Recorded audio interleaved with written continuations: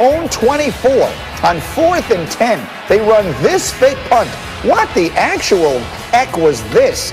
Now, Washington winds up taking over and literally taking over. Antonio Gibson then would wind up scoring a couple more touchdowns. This is the rookie running back waving bye-bye, literally and figuratively, to the Cowboys and probably their playoff hopes. Gibson, 3 touchdowns on the day. He's the first rookie to score 3 touchdowns on Thanksgiving since Randy Moss in 1998. There's his third. That one put the cherry on top of the sundae, and it was all over. Washington pulls away and wins big, and one can only wonder what Jerry Jones is thinking as he watches. We never wonder what Stephen A. Smith is thinking as he watches the Cowboys struggle on Thanksgiving or, frankly, any other day. And Stephen A., first off, happy Thanksgiving to you and your family. And the most important thing, I felt I needed to have you on today for this reason. Because I said to you when you were on with me the other day, I said to you, Steve, we know what's going to happen now. The Cowboys are going to win the division. And you know what? I feel like a fool. You were right. They always find a way. How about yesterday?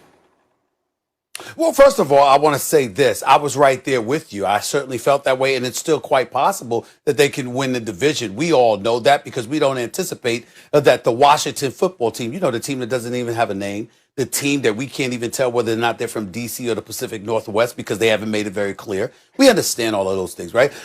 Excuse me. The bottom line is this, though. We have to focus on yesterday. Even though we may have been wrong, you feel like a fool. I feel ecstatic. I feel wonderful. I mean, did you see how they collapsed? I mean, on Thanksgiving, they stuck up the joint. I thought that their holidays were going to actually be good for Cowboy fans. Can't be good after yesterday, what transpired yesterday afternoon. This is a very, very beautiful day. Cowboy fans everywhere. I can't find anybody. Now, I will give credit to my buddy, the playmaker himself, Michael Irvin, that Hall of Famer with the yellow jacket, obviously 3 Super Bowl titles. Now, he did ultimately come out of hiding. It took him about 12 hours, Greeny, but he came out of hiding to actually speak to me just literally a few minutes ago and tried to make the excuse that, you know what, it all coalesced with one another. It's come together. Just like this is an awful year for the world. You know what? It's right in line with the Cowboys. Just trying to find a way to soften the blow of their ineptitude. But there's no pulling this off. Fake punts, interceptions, fumbles by Ezekiel Elliott. No matter which way you turn, Antonio Gibson looking like the second coming of Barry Sanders or Walter Payton or Jim Brown, whatever word, whatever name you want to come up with. This is what happened to the Cowboys on Thanksgiving. I've got to tell you something right now, Grady. For those Cowboy fans out there, I don't blame them for hiding. I don't blame them for trying to sit up there and disguise their identities. I mean, listen, as awful as they looked yesterday, they deserve it. For me personally, I understand you feel like a fool. I feel absolutely wonderful. This is a beautiful post-Thanksgiving moment as far as I'm concerned. I absolutely love Thanksgiving yesterday. It's one of the best Thanksgiving I've had in quite some time. Matter of fact, the last 2 years, considering how the Dallas Cowboys stuck up the joint against the Buffalo Bills last year. And then they come and they lose this time around. My last couple of Thanksgivings have been quite wonderful, I might say. Let's talk about the fake punt. We've spent a lot of time on it here. Yeah. What did you think of the play? What does it say about the coach's confidence in his team? Just what were your thoughts on that play?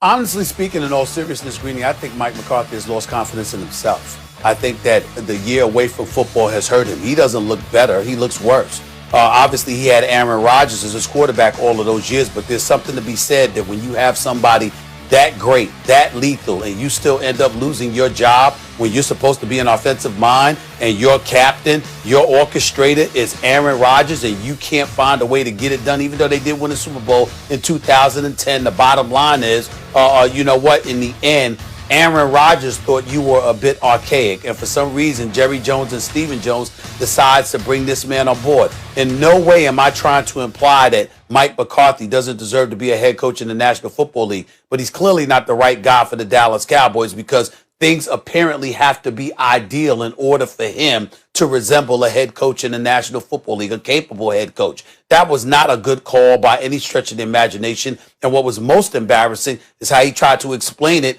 in the aftermath in a post-game conference when he talked about you got to believe. You can't, there's no chance of a play succeeding if you don't even try it, if you don't believe in it. I'm paraphrasing it, but that's essentially what he said. And so he has this kind of mentality. I understand that Dak Prescott is out. I totally get that. There's been, a slew of injuries on your offensive line.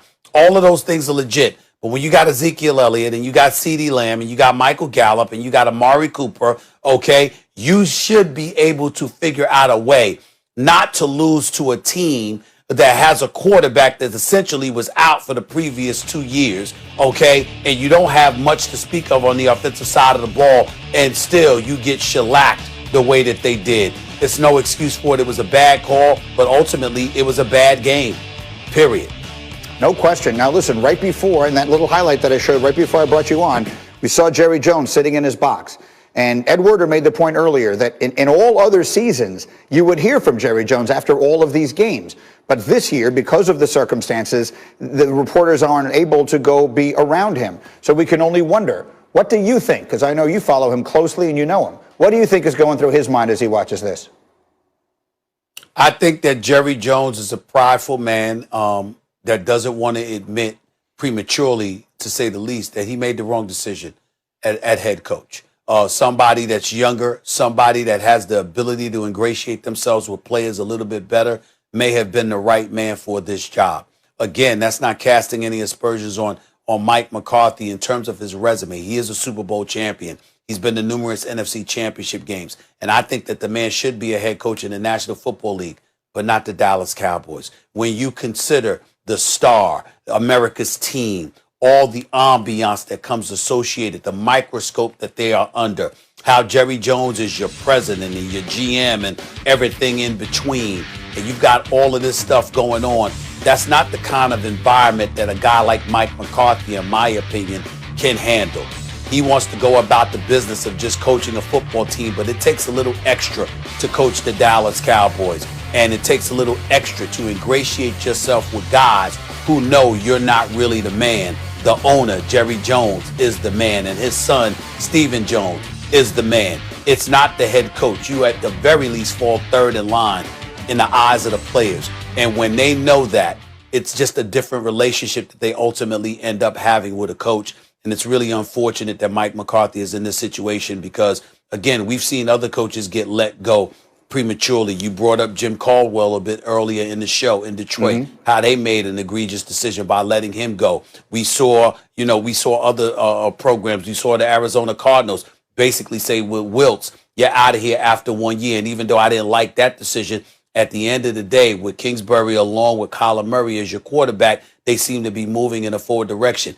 You cannot stick with a decision that's so flagrantly wrong as this one. And I think that Jerry Jones recognizes that. It's just that he's going to be incredibly hesitant to do anything about it, probably because of COVID-19, along with the fact that he doesn't want to admit so early and prematurely that he may have been wrong. That's not his way. But the Dallas Cowboys will sink because of it. It's unfortunate for them because I don't wish that on him. I don't wish that on the Cowboys. The Dallas Cowboy fans, I couldn't be happier for their misery. So I've less than a minute here, Steve, but it does all kind of lead to this. You've got Mike McCarthy, and you wonder what happens to him. If you bring back Dak next year, it's going to cost you at least $39 million. You're paying a fortune to Amari Cooper, a fortune to Zeke Elliott, a fortune to some players on that defense. Do you think it is time that Jerry just hits the button and blows the whole thing up? Just start the entire franchise over again from scratch? No, I don't think so. I think that Jerry and Stephen Jones has enough talent on this squad to do things right. You just have to find the right man to lead them. And you, Jerry Jones, have to have the decency and the intelligence to step back and recognize the fact that you can't go out on the field and coach them. So you got to pick the right man for the job, and you got to roll with him, period. That's what you got to do. Stephen A. Smith, again, a very happy Thanksgiving to you and to your family. I know it was fun for you yesterday. To you and 20 minutes from First Take coming up live here on ESPN. 20 minutes, Max, Stephen A., Molly, and company are ready to go. Thank you, Stephen A. Meanwhile, let me bring Mark Sanchez back in just for a moment because, he was the Masked Singer. And so on this program, he is the Masked Slinger. Looking at some quarterback matchups this weekend. Mark, Brady head-to-head with Mahomes. Who's going to have a bigger day? I think it's going to be Mahomes. We've seen just a little bit of hesitation with Brady. That marriage with Bruce Arians not going according to plan. And Patrick Mahomes, I mean, this guy's on cruise control right now. He looks so strong. He's throwing underhand passes, left-handed passes. Look for one around his back this week. He looks too comfortable.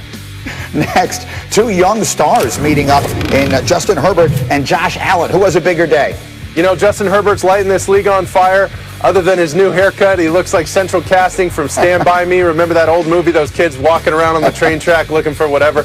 But listen, Josh Allen, he's having a career year. Completion percentage is off the charts. He's playing great. They helped him out getting Stephon Diggs, and that's been huge for him. He's got a 3-to-1 touchdown to interception ratio. I'll take Josh Allen. I like it. All right, one more. Two young quarterbacks. Tua versus Darnold. Who has a better day? You know, a strange week last week for Tua, getting benched against the Denver Broncos. I got more on that. We could talk about that in a minute. But listen, he's going to have a great game this week. I really think that they saw, some good defenses last week. He was very conservative, threw the ball away, took sacks when he needed to, missed on a couple deep balls. But this is the week they're going to open up the playbook for him and start to develop this young quarterback that has all the talent in the world. That's why you drafted him. Let him chuck the ball around the field. I like it. The mass slinger with us here. Mark Sanchez, sit tight. We're coming back to you in just a moment. In the meantime, as we continue, we have a lot more to do on this edition of Get Up. Something I never thought I'd say about cleaning up the mess in the NFC East, but I will say it whether people like it or not. And then, does any of our crew give Tampa Tom a chance against Mahomes and the Chiefs? We make